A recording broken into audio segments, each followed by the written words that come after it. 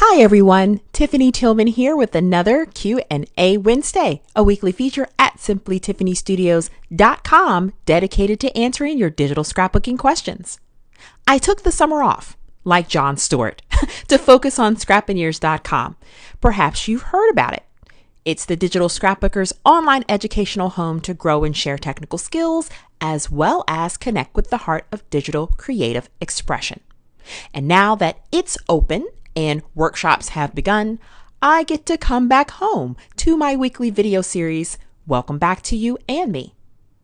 I'm extremely excited about today's video because from here on out, Q&A Wednesday and Do It Yourself videos will be sponsored each week, which will allow me to produce more in-depth content for you, as well as introduce you to some amazing crafting resources for your digital scrapbooking and provide you with discounts, giveaways, the whole enchilada to keep you wanting more. How cool is that? This week's sponsor is Ana Espinez Designs, providing artsy digital designs and education to the scrapbooking community since 2002. Ana's quality blended designs appeal to both digital and paper crafters, are quick and easy to use, and make the complexity of blended pages simple to achieve regardless of skill level. She does the design work, so you don't have to.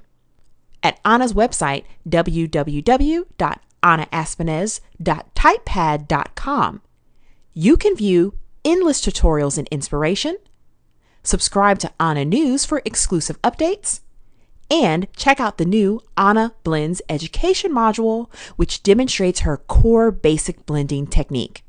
Simply Tiffany viewers can get a special 20% discount on her module for a limited time using coupon code SimplyTiffany20.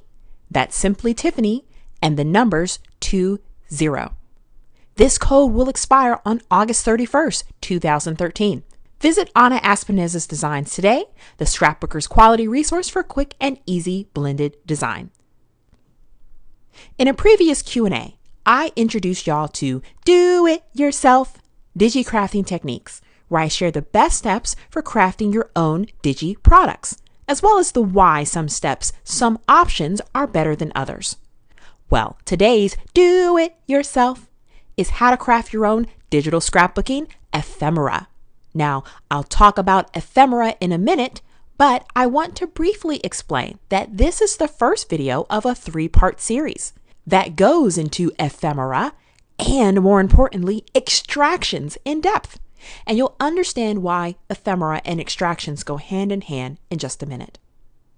So what is ephemera? Scrapbook.com defines ephemera as anything that wouldn't normally be considered something to collect, to save, to cherish, or to keep for that matter, display on a scrapbook page. Here are some examples: playing cards, dominoes, tarot cards, ticket stubs, game pieces, keys, toothpicks, marbles, wire, plastic, feathers, film, flowers. Oh my, you get it. It's the stuff that is the fluff. You know, the stuff we use on our scrapbook pages that, to me, make them kick butt. Some might call it junk. Others might call it treasure. I don't know what you call it, but ephemera makes its way onto our digital scrapbooking pages, courtesy of digital kits usually. And now I'm going to show you how you can create your own. There are 3 ways to create digital ephemera, and we start by sourcing something, starting with an original object and then moving that object into the digital editor. And we need a source. The first way to capture your source is by way of photography. Basically, photographing the object you want to convert into digital ephemera. Photographing an object is the best solution for objects that have depth and mainly core shadows, or the areas within an object where the light does not reach. Photos accommodate realistic lighting setups. They capture those core shadows that should be carried over to the digital work. Here are some other important keynotes you'll want to remember if you're photographing your treasures. The better your setup, the better the digital result. At some point in time, that little doodad will need to be separated from its background and live on a transparent layer. We call this the extraction process. The better the background, the easier the extraction process becomes. Another key setup, if your piece should look tied to another object, like a ribbon to a card or a piece of paper, set up the ribbon already tied to a similar object before you photograph it. It doesn't matter if the object will be extracted out eventually. Set it up before you photograph and it'll make your life easier on the digital side. Trust me on that one. Next, be aware of your background. I find that photographing light items on a dark background works most of the time, and dark objects photograph well on lighter backgrounds. It builds contrast, which is what we need for the extraction process. So keep that in mind as you play. And what works well as a backdrop for the object? Large paper, table with a nice background, ironed sheets, yes, white sheets you use on your bed, minus all the wrinkles, work pretty well too.